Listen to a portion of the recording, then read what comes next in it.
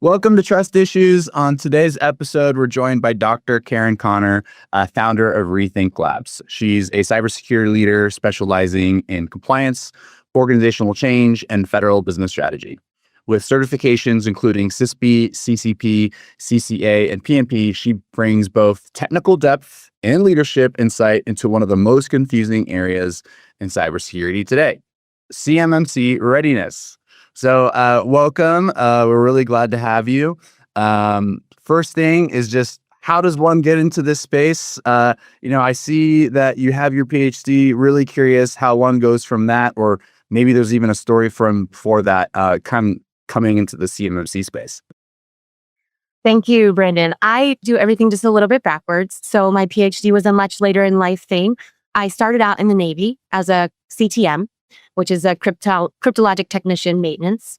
And I started building systems, troubleshooting systems, maintaining large systems that I had no idea even existed, obviously, before I joined the Navy. That is how I got in the federal space. During that job, I got a lot of collateral duties. That's what we call them in the military. They're collateral duties. They're not your actual job. They're just a job that you're going to do in addition to your actual job. One of those was command training. And I started to really get involved in how people learn. How do I get them to not just pass the test, but retain the information? And I got really fascinated in how the brain works. So as I finished my time in the Navy, I built a few businesses. I've been a federal contractor, a government employee. And in some time in the mid 2010s, I decided I wanted a PhD. This was for me. This was not because I needed one. Obviously, very few people do. But I really enjoyed the learning process. I probably would just go to school full time if someone would pay me for that. And that's where I started to focus on cognition and instruction specifically. How do we help adults who are going to work every day really understand what they're doing, maintain that understanding in a way that creates understanding across the whole board, the whole company, and brings value to the organization while they're there, but also sets them up for whatever career path is next. One of the other collateral duties I did was career counseling. And so how do we set you up for life after here? Because we're not staying here forever. So that's how I got my PhD. I spent my whole time in the government as a national security person who worked in a lot of IT systems, a lot of architectures and infrastructures around just general IT, satellite communications, and my final love, cybersecurity. So I was building systems across those spaces for more than 2 decades, not to age myself. And I genuinely love it. I love to take people from, I don't really understand this, to, oh, I fully understand this and I can do this. So that's kind of how I got into the readiness space. I prefer that much more than passing or failing individuals at an assessment. I would rather help you get where you're going to pass and be able to pass with confidence. Wow. Yeah. I mean, just from that background, I can tell why CMMC is a good space for you. Yes. So I speak fluent government regulations, whether that's FedRAMP, whether that's RMF, which they use internally in the government, or CMMC. They all are similar but different. And I can help you with all of them. Happy to teach you where we need to go along that journey as a team. Maybe tell the audience, where do you fit in the space of the CMMC world? Like, are you an RPO? Are you a C3PAO? Are you an MSP? Where do people find value in your services? I'm going through my RPO registration in the next couple of weeks. Right now, I am a CCA who can come in and consult with you to talk about cyber, talk about why CMMC matters, and how do you get your organization, usually reluctant organization, to get the executive sign-off and move forward. You work with clients today and they come to you and they say, we're ready. What do you find when you start working with them? My favorite clients are the ones who come to me and say, I'm absolutely not ready. I don't know who, and I need your help. When I do have people who come to me and say, I think we're ready, I do find a lot of them are not ready. This is a very specific requirement set that has very specific characteristics and requirements specific to the federal government that not everybody in the commercial world has to abide by. And even long-term federal contractors haven't had this in the past. So they think they're ready. And then I come in and I'm like, oh, but we don't really actually know who has access to your systems. And they're like, but they all have a login and a password. And I'm like, that's not the same thing. And so I find a lot of people who say they're ready are actually ready. I often find that when people come to us, they say, wow, the CMMC stuff is coming out of the blue. It's all this extra work now. But like, didn't they have to comply with like DFARS 7012 this like the last 10 years? And are they essentially just admitting that they weren't doing anything about it? I try not to assume malicious or negative intent. What I will say is this is surprising for a lot of people, though the government is very famous for hurry up and wait, though it should really be wait and hurry up. So we've been talking about this for a really long time. I think where people get caught up is it takes so long to make these sweeping changes in the government that everybody's like, oh, it's not now, it's not now, it's not now. And then finally it's now, and we have to do something about it. And so that can feel a little bit abrasive and abrupt for people who are already functioning in this space. And so I think DFARS are interpretive, right? Like people interpret those different ways and they're like, oh, I definitely meet this, but they didn't have anything to assess against really. Because there was no criteria where somebody was looking over your shoulder and saying, you said you did this, but I can see these 18 examples of where you have not. And now we have that like audited space where people are really looking at what you do and saying, oh, you missed a few here. Let's fix that. And so that's also why I really love the readiness game, because you get to help them build this from scratch instead of just being like, nope, you failed. Because that's the worst thing ever to say to anyone, especially when you're spending as much money as you're spending for the CMMC space. There's something fun, I think, that all humans like in like building stuff and building out capabilities. You know, I think it's why games like SimCity or Zoo Tycoon are always a lot of fun, is because it's like you're going through the process, it's new, you're building stuff, and it feels fun to be able to like at the end of it be like, oh wow, like I truly am a different company now, you know? Yes. And it's a huge culture shift that people struggle with because it's not your IT department. I would say, while they have a big part of this, they're like the least important part of this, right? It's a culture change. Do all of my people understand? Does HR know what I need from them? Are people really badging in like they're supposed to badge in? Everybody tailgates, like I badge in, everybody comes with me, and I don't know who's in the building. And, you know, like these are things that nobody thinks about until you're shown a document that says you can't do that. And it's going to cost your company a lot of money when you fail and have to redo the CMMC assessment. So it's a culture shift that is so much larger than IT or cyber.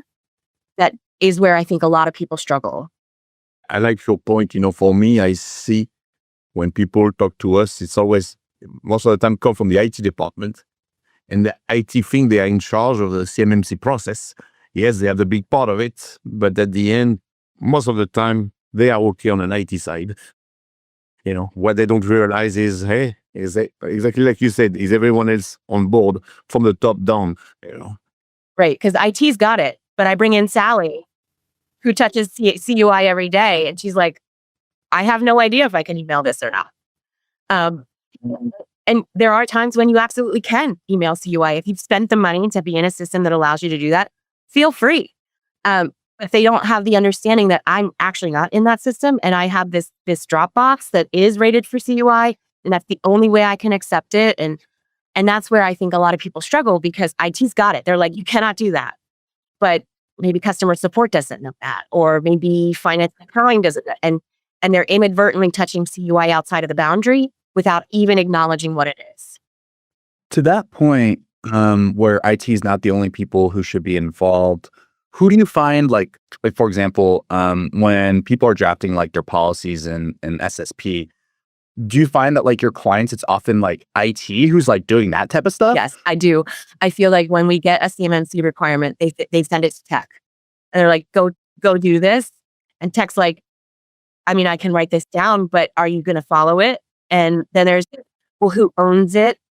Who's going to sign what policy? And this is really any federal requirement, no matter what it is, you are talking top down. And that means if you're doing DCAA, if you're doing FedRAMP, if you're doing RMS, it doesn't matter. If you are functioning within the federal government, I need your executives to really be on board with this. I can't do it without them. I can't have them taking shortcuts because it makes their day a little bit more efficient. I need them involved so that everybody knows this is a decision we're making as a company, that this is important to us. This is a business line we're interested in, and we're going to commit to this. Right. Wow, I wish all our prospects were like that. Yeah. But no, I I think wish I would have exactly. gone to one If that I look at was. all our prospect or client we talk to, exactly like we said, it starts from IT. IT is the one driving. They have to chase everyone else. And everyone else is wondering, why do I have to do that? Okay, I was not told. I was not, I didn't, wow, it's so many hours I have to put together. Oh, I wasn't told this either. It's just, and I think the worst for me is people realizing that this is only the beginning. You will get your certification, and then you have to follow the process month after month. It's, you have to have your program, you have to have your risk assessment. It's just how you are going to run. It's not the IT of yesterday, so. This isn't everything. And I think even if you're not working within the federal government, I think CMMC is for everyone, right? Like these are best practices that are not specific to the federal government. Everybody should be doing this. It's not convenient. Like, if you put me in my program manager hat and you've got your like cost and schedule and like, what's the trade-off there? It means you get to be a company tomorrow because maybe you've prevented a breach that would have taken you down. You still get to operate because you have this plan over here that said, if something goes wrong, here's what I do, right? So in this work, I end up doing like a lot of business continuity because people don't know what that is, especially out in the commercial world. They're like, what do you mean? And I'm like, what do you mean? How do you not know? So we spend a lot of time talking about like, why are all these things important? How do they stack onto each other? How do you build an entire culture of security? In the government, we talk a lot about things like OPSEC. And what does that mean? And that's operational security. Sorry about my acronyms. How do we keep operational security at the human level, but also at the tech level? Like, are you doing the same thing every day? Do you have your phone on everybody's guest network? Do you understand what happens when you do that? Those type of things all kind of combine. When I come in as a readiness person, I get to talk about all of them. And like, admittedly, I'm a nerd. So I love all of these things. And so it really brings me a lot of joy to help companies realize, hey, I could be doing this better and it benefits everyone, not just my federal contracts, but my business in general. For me, I love what you just said because again, if I look at BMO and me being the CISO is we are SOC 2, we are ISO, we are HIPAA compliant. Well, we are CMMC, but now we are running as a CMMC. Exactly like you said, from my learning is CMMC brought for me some best practice that we were not doing, that we are now going to do. And I feel like, yes, it's a lot more work, but I will sleep better at night. In my dream world, people are already doing these things because they are best practices and because we do, especially in 2026 with Mythos and all of the other AI tools that are coming out that are going to be able to rapidly destroy businesses who are not attuned to what's happening. My dream world is I come in and you're like, I'm already there. Maybe I need a few tweaks to a policy, but this is what we do because it's how we keep our employees safe. It's how we keep our business safe and how we can continue operating. In the CMMC field guide, you mentioned that the CUI boundary confusion is one of the most common and costly gaps that organizations miss before assessment. When I read that, I was like, this is really interesting. So like, what do you mean by that? Boundaries are hard, especially if you've never had to draw a boundary because everything's so interconnected now. And I'm not saying that's wrong. I love interconnectivity, but it's interconnected in a way that we don't fully understand. Like maybe we don't have great data governance and we don't know, we're not tagging our data properly. So we know what is flowing where and how it's supposed to be treated and handled. When we get to a boundary that we draw, I usually find like super big ones, like everything is in the boundary. That's your choice. That's definitely a choice. But that's an extensive choice. And well, I would argue maybe even most secure, it's still expensive and maybe not likely to be able to be maintained over time. Or they're really small and they're like, no, I don't do any of this outside of this boundary.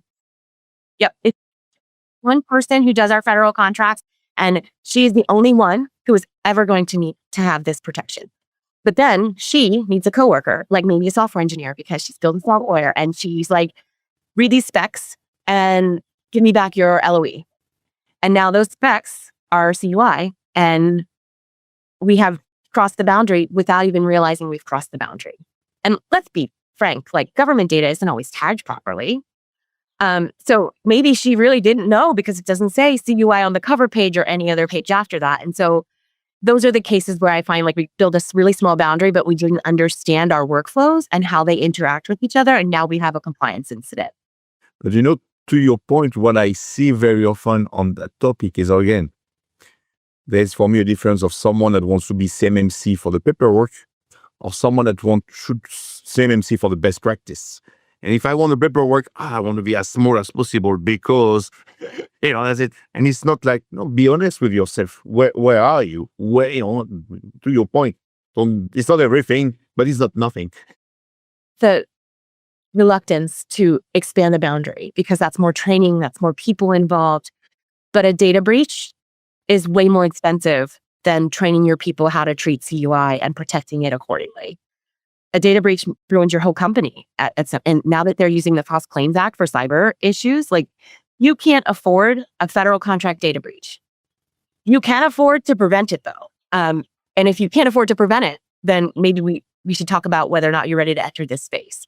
I have a lot of people that I speak with that are like, well, I'll do it when I have a contract. And that's not how the government works. I get it from a business perspective. I mean, I have a business. I know sometimes it costs money that you're not earning back, but the ROI could be huge if you do it right.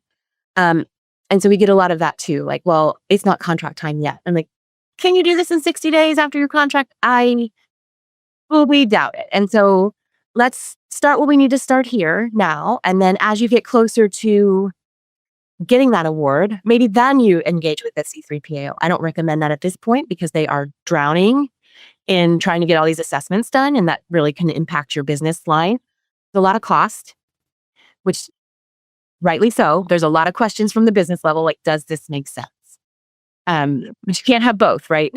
You have to pick. But what I find interesting on my side is we have many customers that come that already self-certified themselves before.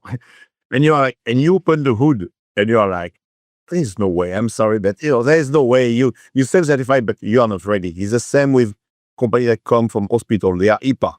You open, you are not HIPAA compliant. So all the self, Yeah. all I the always self found one that are all the always self- very dangerous. Yeah. I always found that this self-testament has always been kind of a joke in terms of when they come to us and we say, all right, like, give me your SSP, and your SSP is 50 pages. And I'm like, Mhm. oh.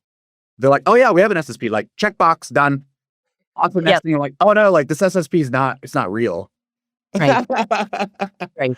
Yeah. It has like no actual technical data in it. And you're like, oh, but how does this connect to this? And what data is flowing over that?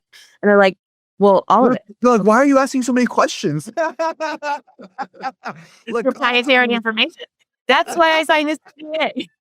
yeah, because they're I'm going to ask so here many to- questions.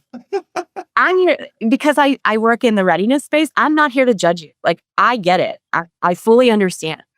I'm just here to help you, but I can't help you if you're not honest and transparent with me. Like, I keep my inside thoughts inside. I'm not like, whoa, who does this? I really just want to understand so that I can help you back out of that to get where you need to go.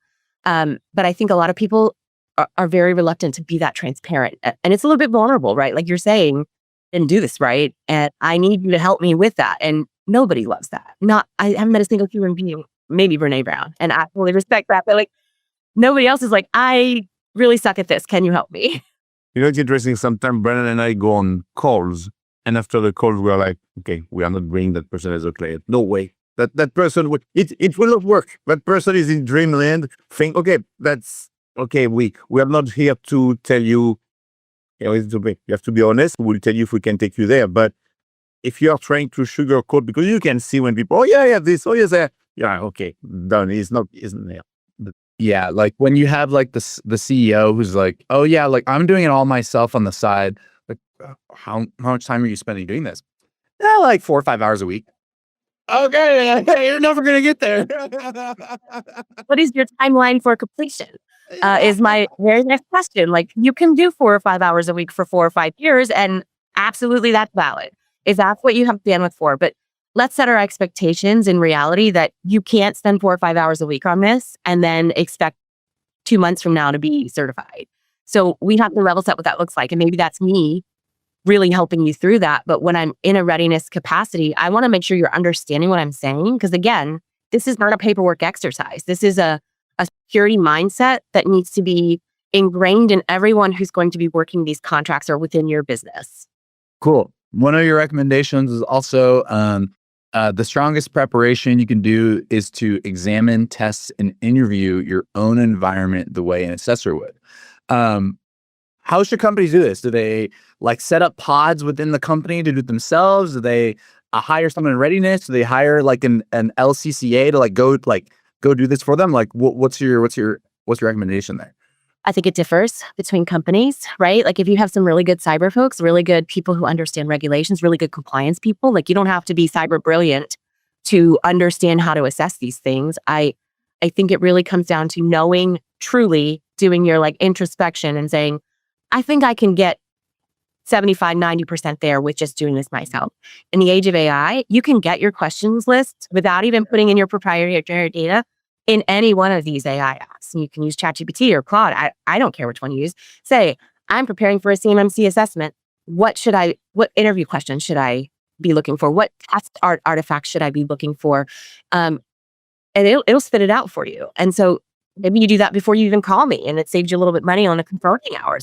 I'm happy to even direct you in that way because, well, we're all running businesses here. We're all out to support ourselves and our employees. But I will also want what's best for your business because it's important to me to support you the best that I can. And I can't do that if you're not helping yourselves. And so I think what I would do if I really did not understand this space is I would be, hey, chat, listen, here's my situation. I want to be CMMC compliant. What do I do first? And have it really give you the things that you're inspecting, give it the things that you should be documenting, give it your interview questions and just try it out.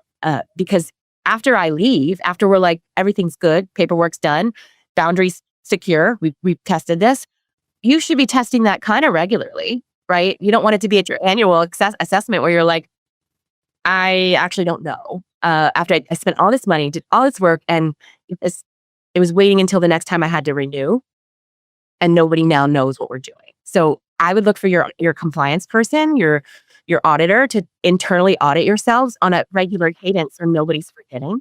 Constantly asking like, okay, what other artifacts am I looking for? I would be curious to know from your perspective, what do you think is the way to make people change their mindset? Again, they want their CMMC paperwork, but at the end, like we discussed, is you will only be successful if you have a mindset of security first. You want it. What do you think, from your perspective, are stuff that will make a CEO change his or her mind? I get really clear about the risk assessment. And I just ask, do you have $500 million you could pay in fines?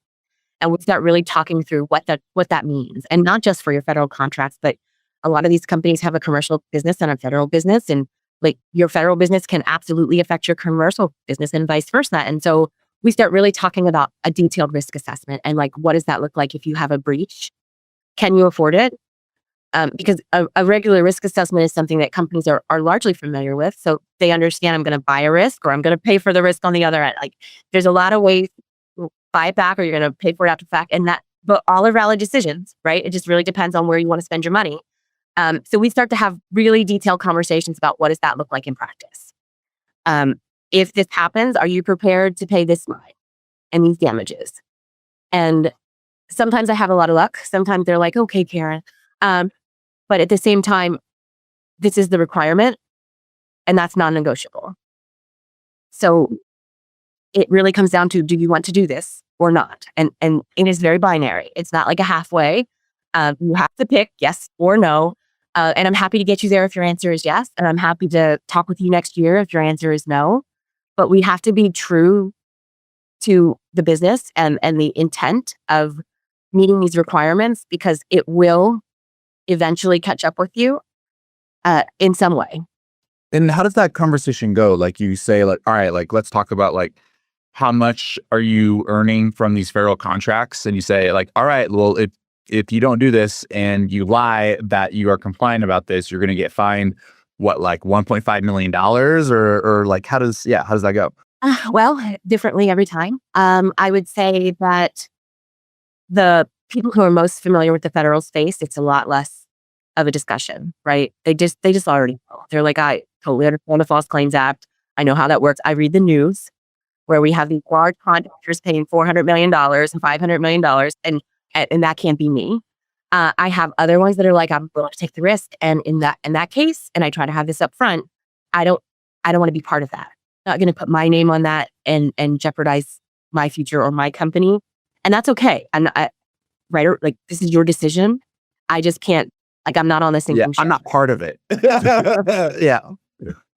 We are the same. So we are the same. Yeah. It's good when you, I think it's a lot easier to be able to say that when you're not like an employee, like when you're on business and you're like, I can choose whether I take on this business or not. Whereas like when you're an employee of maybe said CEO and it's like, all right, well, I just have to kind of go along with whatever they say. That makes it, I think, really uncomfortable and almost why I think self-assessments are problematic, right? Especially depending on how your organization is set up. So like if you have cyber as not an independent organization, but reporting to like a CTO, for example. Or CFO, you know? Or CFO, we see companies with CFO. I actually have more problem with them reporting the CTO because the CTO tells them what they do, right? Like, and they're like, I need to do this. And they're like, we're not funding this. And make it happen anyway. And then that's where we shortcut, right? Like the CFO does absolutely hold the purse strings, fully acknowledge, but the CTO determines whether or not the tech roadmap meets the requirements.